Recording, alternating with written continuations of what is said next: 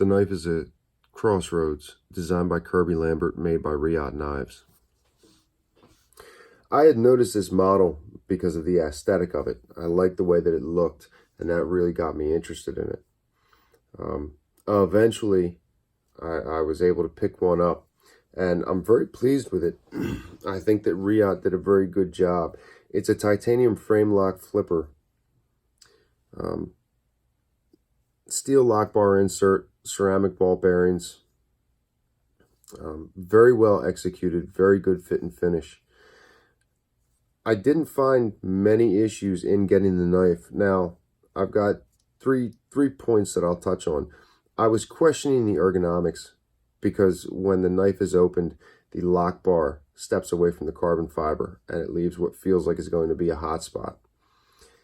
In use, that spot sits between your fingers and it really isn't an issue. The other thing that I would touch base on is the edge bevel.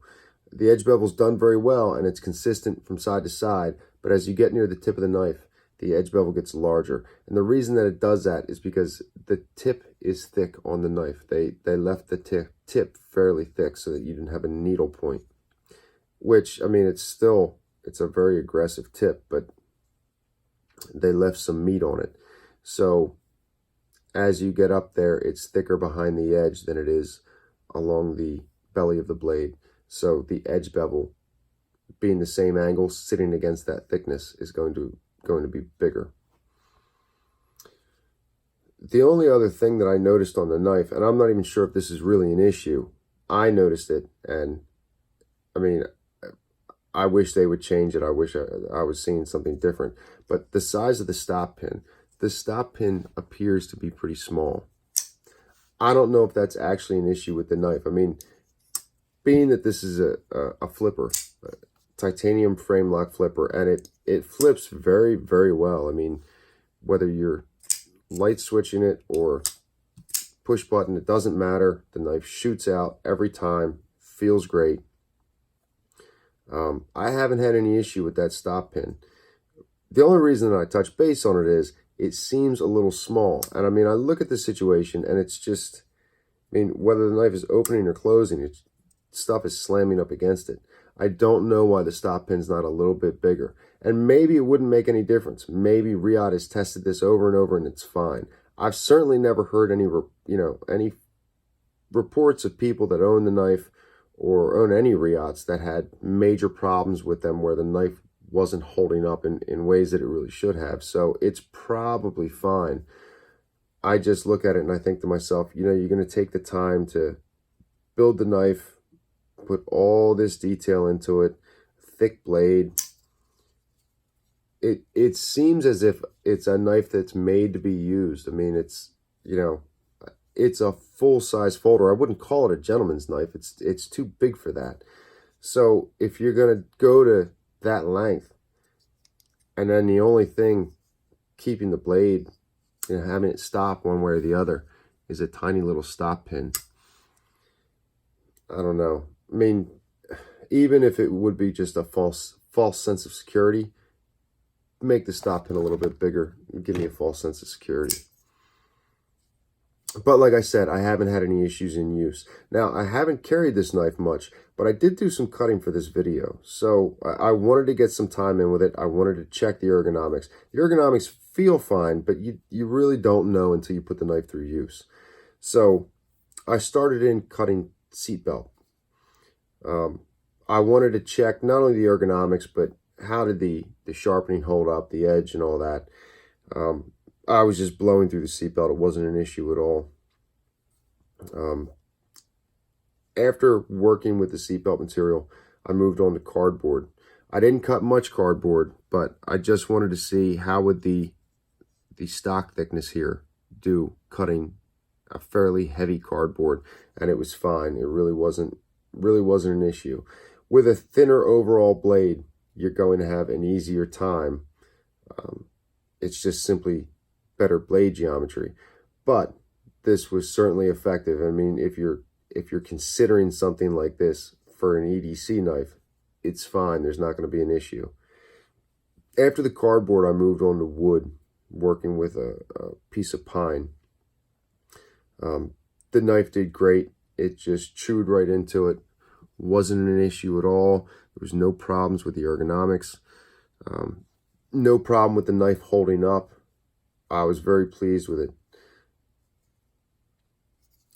After working with the piece of wood, I moved, well, after the cutting, I wanted to resharpen the knife. Now, Reates can be a little bit thick behind the edge, and the tip thickened out. I mean, the edge bevel got thick near the tip of the knife. That thickness near the tip of the knife was something that I wanted to try and control, try and walk that back a little bit, lighten it up. I also didn't want the edge bevel to get huge in sharpening. So because of the stock thickness and the way the knife is made, and I mean, this isn't extremely bad, but it's also, it's not a delica. I mean, it's not, you know, it's a substantial knife. To control that in sharpening, I convex the edge. I convex it along the belly, and I convex it at the tip.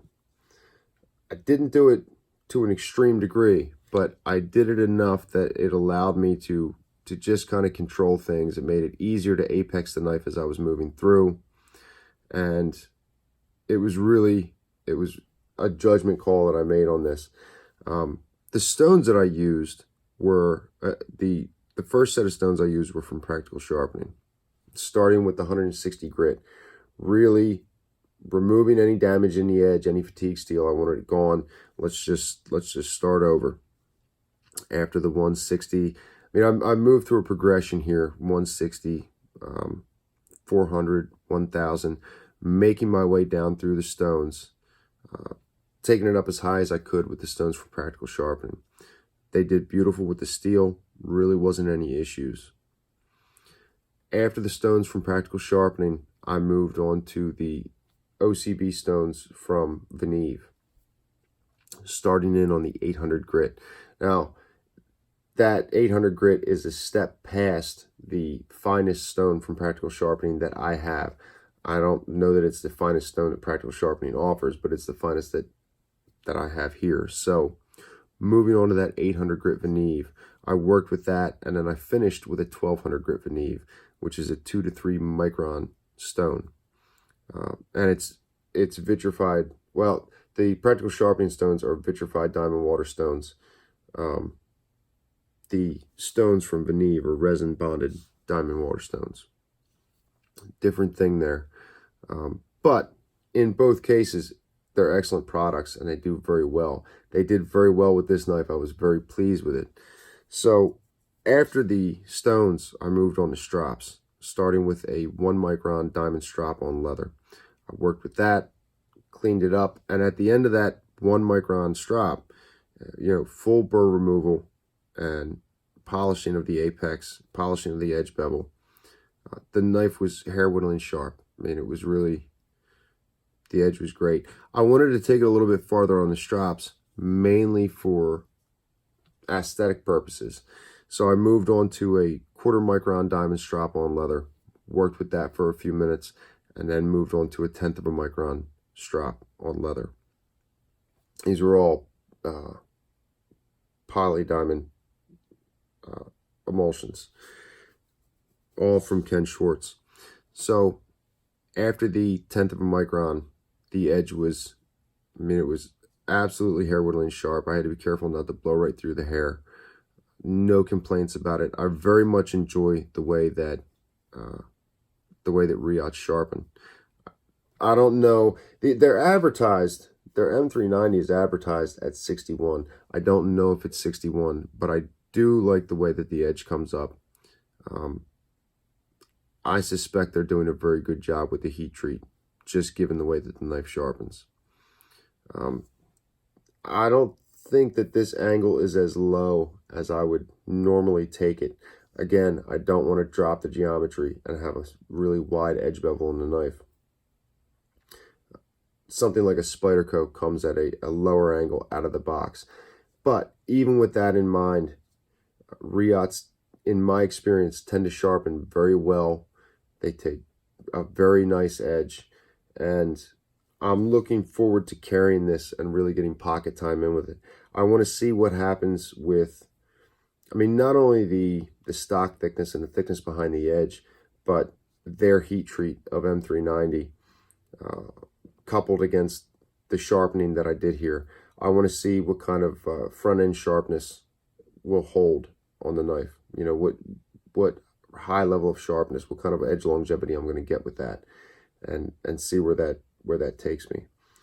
But I think that the model is excellent. I'm very pleased with it from Reate. I think that they did a very good job with it.